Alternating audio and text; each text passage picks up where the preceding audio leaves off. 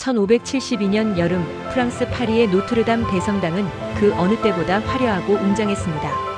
발루아 왕가의 공주인 마르그리트 드 발루아와 신교도 위그노의 지도자 앙리 드 나바르의 결혼식이 열릴 예정이었습니다.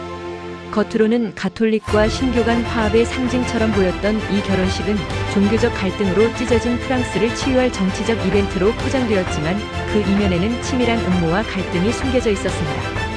마르그리트와 앙리의 결혼은 화합을 위한 축복이 아니라 비극의 서막이었고 프랑스 역사를 뒤흔든 피해 날로 이어지는 신호탄이었습니다.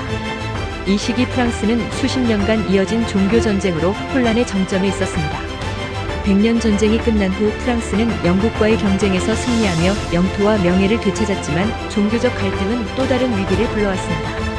종교개혁의 여파로 프랑스에서는 위그노라 불리는 신교 세력이 급성장하며 가톨릭 중심의 질서를 위협했습니다.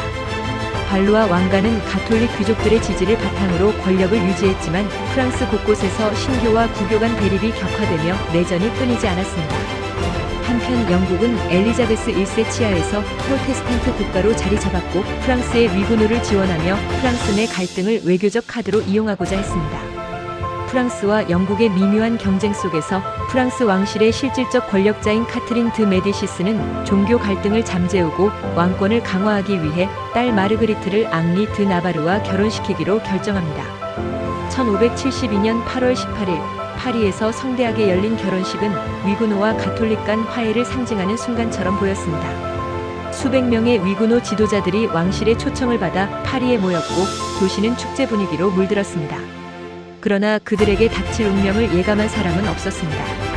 결혼식이 끝난 지 며칠 뒤 8월 24일 성 바르톨로메오 축일의 새벽은 충격과 공포로 시작되었습니다. 왕실의 음모는 이제 드러났고 파리는 피해 학살로 물들었습니다. 학살은 위그노 지도자 중 가장 중요한 인물인 가스파르 드 콜리니를 암살하려는 시도로 시작되었습니다. 결혼식 직후 콜리니는 저격을 당했지만 부상에 그쳤습니다. 그러나 그의 생존은 학살을 멈추지 못했습니다. 새벽이 되자 그의 숙소는 카톨릭 군대에 의해 급습당했고 그는 잔혹하게 살해되었습니다.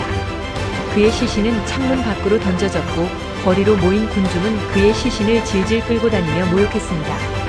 콜리니의 죽음은 학살의 신호탄이 되어 파리 전역으로 피비린내 나는 폭력이 퍼졌습니다. 카톨릭 군대는 왕실의 명령 아래 위그노 지도자들의 숙소를 급습했고 거리로 나온 군중들은 신교도들을 마치 사냥하듯 추적하며 살해했습니다. 파리의 모든 교회 종이 울리며 학살의 시작을 알렸고 거리는 혼란과 비명으로 가득 찼습니다. 배수구를 타고 흘러내리는 피와 생강을 떠다니는 시체들은 도시를 공포로 물들였습니다. 학살은 파리에서 멈추지 않았습니다. 프랑스 전역으로 퍼진 학살은 농촌과 마을에서도 위그노들을 쫓아내거나 제거했습니다. 피난을 시도했던 이들조차 추격 끝에 붙잡혀 목숨을 잃었습니다. 이 학살로 약 1만에서 3만 명의 위그노가 희생되었으며 이는 유럽 역사상 가장 잔혹한 종교적 박해로 기록됩니다. 위그노의 지도자인 앙리 드 나바르조차도 이 학살에서 목숨을 잃을 뻔했지만 그는 왕실의 협박 속에서 카톨릭으로 개종하는 척하며 목숨을 부지할 수 있었습니다. 내적으로 분노와 복수심에 불탔던 그는 언젠가 권력을 잡아 이 비극을 되돌리겠다는 결심을 품고 있었습니다. 학살 후 프랑스는 혼란 속에 빠졌고 발루아 왕가는 점차 쇠락했습니다. 1574년 마르그리트의 오빠 샤를 9세가 후계 없이 사망하며 동생 앙리 3세가 왕위에 올랐지만 그 역시 자식 없이 1589년 암살당하며 왕위 계승 문제가 대두되었습니다. 프랑스의 왕위는 앙리 드 나바르에게 돌아갔습니다. 그는 부르봉 왕조의 첫 번째 왕으로 즉위하며 프랑스 내 종교 갈등을 종식시키려 했습니다. 앙리는 자신의 왕위를 공고히 하기 위해 1593년 카톨릭으로 다시 개종하며 프랑스를 통합하려 했습니다. 파리는 위사를 받을 가치가 있다는 그의 유명한 말은 이 결정을 상징적으로 보여줍니다. 앙리 4세는 1598년 낭트 칙령을 발표하며 프랑스 내 종교 전쟁을 종식시켰습니다. 낭트 칙령은 위그노에게 제한적이지만 공식적인 종교적 자유를 보장했습니다. 그들은 신앙을 실천할 권리를 얻었고 공직에 진출하며 자치를 누릴 수 있었습니다.